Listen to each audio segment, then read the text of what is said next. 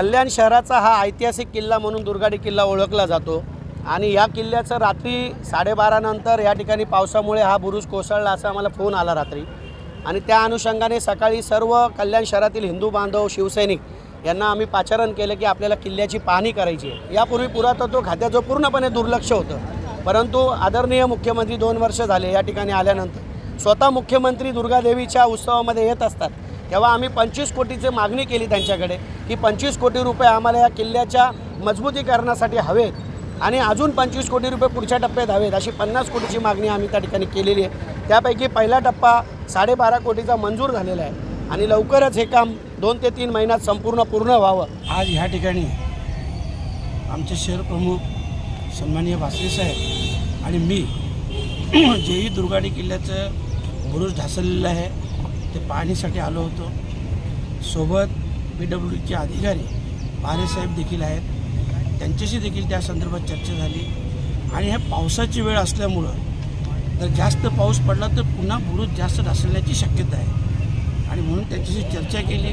त्यांनी मला सांगितलं की हे कलेक्टर साहेबांशी बोलायला लागेल, आचारसंहिता असल्यामुळं अडचण आहे, परंतु मी त्वरित कलेक्टर साहेबांशी बोललो की साहेब असा विषय आहे आणि त्यांना देखील त्याची जाणीव आहे की जर पाऊस जास्त जोराचा पडला तर ते बुरुज जास्त ढासतो आणि म्हणून त्वरितच कलेक्टर साहेबांनी त्यांना देखील आदेश केलेले आहे की तुम्ही ते उद्यापासून काम चालू करा आणि माझा विश्वास आहे ते काम उद्यापासून चालू होईल आणि आमचे भासरे साहेब त्याच्यावर उद्यापासून नक्कीच लक्ष ठेवतील आणि लवकरात लवकर ते काम करून घेतील। बघा काही कामंही अशी असतात का त्याच्यासाठी आचारसंहितेची काही आवश्यकता नाही।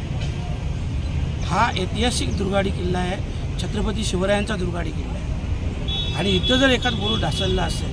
इथली एखादी वीट जरी ढासळली तर ती त्वरित करणे तुमच्या आमच्या सर्वांचे कर्तव्य आहे आणि त्याच्यात कसलं काय इलेक्शनचं कारण किंवा आचारसंहिता असा काही विषय नाही आणि म्हणून मी